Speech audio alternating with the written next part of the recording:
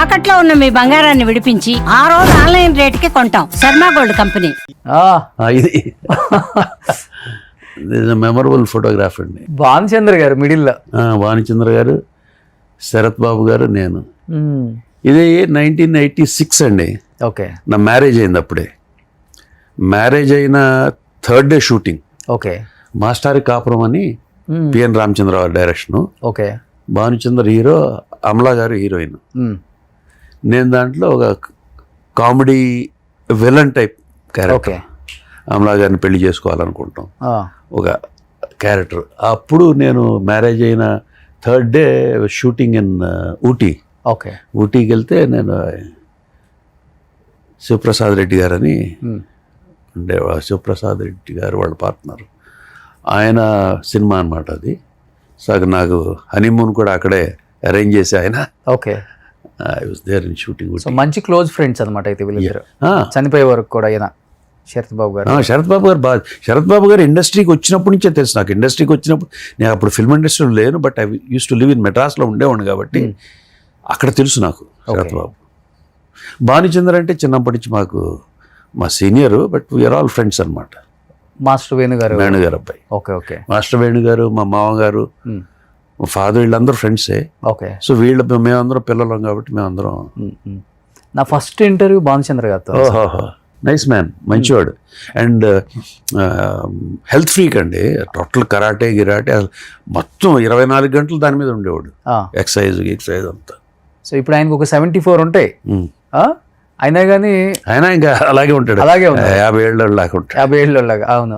ఇప్పుడు మీకు ఆల్మోస్ట్ మరి ఇద్దరు ఫ్రెండ్స్ అంటే అదే ఏజ్ గ్రూప్. మీరు కూడా ఇప్పుడు కూడా కాకపోతే నేను రంగ్ అయిన అంతే. ఏం సార్ మీరేంటి ఫుడ్ డైట్ ఎలా ఫాలో అవుతారు? జిమ్ చేస్తుంటారు ఇప్పుడు కూడా?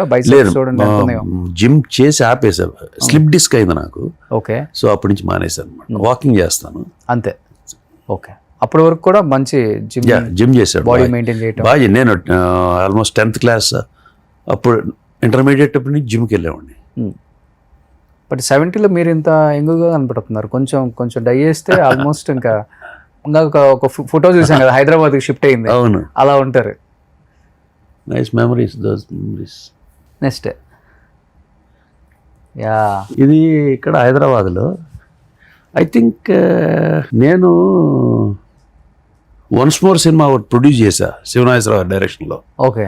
ఆ ఓపెనింగ్కి వచ్చినప్పుడు అనుకుంటారు వెంకటేష్ గారు, రవితేజ, పూరి జగన్నాథ్. ఇప్పుడు మీరు ఇండస్ట్రీకి వచ్చే టైంకి వీళ్ళంతా లేరు కదండి, పూరి గారు, రవితేజ గారు? అప్పుడు లేరు. ఓకే. వెంకటేషే తర్వాత వచ్చాడు. మీ తర్వాతే? అంటే నేను అసిస్టెంట్ డైరెక్టర్ని. తను వెంకటేష్ వచ్చింది లేట్ 85, 86 ఆ టైంలో వచ్చారు. కానీ ఆ బాండింగ్స్ వేరండి. అప్పుడున్న గోల్డెన్ డేస్ అంతా అందరూ డిఫరెంట్, ఆల్ లైక్ ఫ్రెండ్స్ అంట, బాగా కలిసిమెలిసి. చిన్న పెద్ద అలాంటివి ఏం లేవు. ఓకే. ఇప్పుడు కూడా పెద్దగా లేవండి. ఇప్పుడు వచ్చిన యంగ్ హీరోస్ అందరూ కూడా very good. Younger heroes they are fantastic. Same respect, వాళ్ళు డెడికేటెడ్. ఇప్పుడున్న యంగ్ వాళ్ళందరూ కూడా హైలీ ప్రొఫెషనల్ అండి, dedicated towards their job. Fantastic. ఇప్పుడు మీరు వర్క్ చేస్తున్నారు కాబట్టి, చూస్తున్నారు కాబట్టి తెలుస్తుంది. అవును, డెఫినెట్గా. నెక్స్ట్ బాలయ్య బాబు గారు మిస్ అయ్యారు ఈ ఫ్రేమ్ లో. ఆయన అప్పుడు లేరు. ఇది ఎక్కడంటే శ్రీకాంత్ గారు అబ్బాయి రోషన్ ఉన్నాడు కదా. అవును. చిన్నప్పుడు రోషన్ 5th బర్త్డేనో 3rd బర్త్డేనో ఎప్పుడో చేస్తే అక్కడ అందరూ కలిసినప్పుడు దిగిన ఫోటో ఇది. ఓకే. అప్పుడు నాగార్జున గారు మొబైల్ వాడుతున్నారా? వచ్చింది అప్పుడు వచ్చింది. అప్పుడు 98లోనే ఎప్పుడో కదా మొబైల్ వచ్చింది. 99, ఓకే, 2000 ఆ పీరియడ్ లో వచ్చింది. అప్పుడే వచ్చింది. ఓ, అసలు ఆ మొబైల్ చూడండి ఆయన ఎక్కడ పెట్టుకున్నారు. అప్పుడు మోటరోలా అనుకుంటారు. సూపర్ అసలు. నెక్స్ట్ ఇది దిస్ ఈజ్ మా నాన్నగారు చనిపోయినప్పుడు చిరంజీవి గారు ఇంటికి వచ్చారు. ఓకే. ఇంటికి వచ్చినప్పుడు కానీ మీ ఇద్దరు బాండింగ్ బాగుంటుంది కదంటే. Yeah, nice nice man. అన్నయ్య అంటాం. Is nice man. I know him from very beginning, 79 నుంచి. No in the sense I seen him. ఆయన చూస్తూ ఉండేవాడిని, ఐ యూస్ టు ఇంటరాక్ట్. చాలా మంచి వ్యక్తి అండి. సో ఆయన బయోగ్రఫీ మీద కూడా మీరు ఒక స్టేట్మెంట్ ఇచ్చారనుకుంటా. స్టేజ్ మీద చెప్పాను. నిజంగా నాకు అనిపించి చెప్పాను. ఓకే. ఆయన ఒడిదుడుకులు ఆయన వచ్చినాయి. ఒక హీరోగా జనరల్గా చాలామంది హీరోలు వస్తూ ఉంటారు, చేస్తూ ఉంటారు.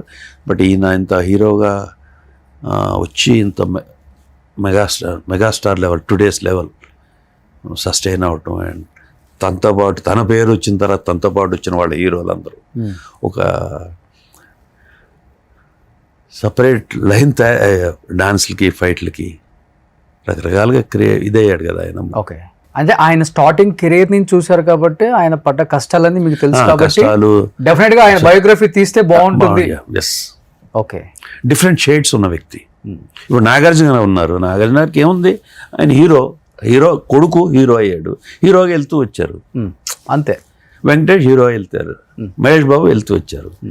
ఈ మళ్ళీ పూర్వం నాగేశ్వరరావు గారు రామారావు గారు వచ్చినప్పుడు అంటే వాళ్ళ కష్టాలు వాళ్ళే అది వేరు. ఓకే, అలాగే తర్వాత మా చిరంజీవి గారు వచ్చి అప్పటికే రామారావు గారు, నాగేశ్వరరావు, శోభన కృష్ణ గారు వీళ్ళందరూ ఉండగా, అందరూ అందమైన వాళ్ళు అనే ఒక రకంగా ఉండగా, ఒక మనిషి వచ్చి ఎవరెవరికి సంబంధం లేకుండా ఇండస్ట్రీకి సంబంధం లేకుండా కష్టపడుతూ వచ్చి చేసి నిలబడి ప్రతి ఆఫీస్కి వెళ్ళి చేసి షూటింగ్ చేద్దాం చేసి కష్టపడి రకరకాల షేడ్స్తో అదే సినిమాలు వచ్చి ఆడక రకరకాలుగా ఆ షేడ్స్ ఎక్కువ ఉన్నాయి ఆయనకి. ఓకే, తర్వాత మరి పాలిటిక్స్లో ఎంటర్ అవటం, మళ్ళీ లేకపోవటం, అన్ని షేడ్స్ ఉన్నాయి ఆయనకి. ఓకే, కెరీర్ స్టార్టింగ్లో మీరు ఒకటి ఆయన లైఫ్లో చూసిన ఆయన స్ట్రగ్లింగ్ పీరియడ్ అంటే మీకు గుర్తుండి టీ నగర్లో కావచ్చు?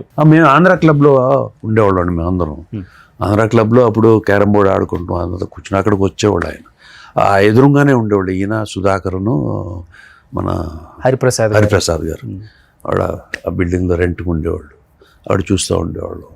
తర్వాత జయకృష్ణ గారు జయకృష్ణ గారు అదే మనవరు పాండవుల సినిమా తీసేవాడు. జయకృష్ణ గారి ఆఫీస్లో మేము అక్కడ ఫ్రెండ్ కూడా ఉండేవాడు, సుబ్రహ్మణ్యం అని క్యాష్. అడిగి వెళ్తూ ఉండేవాడు, అక్కడ వచ్చి అడుగుతూ ఉండేవాళ్ళు షూటింగ్ ఎప్పుడండి, మళ్ళీ డేట్స్ అది ఇది. సో ఇలాగ చూసేవాళ్ళం అన్నీ.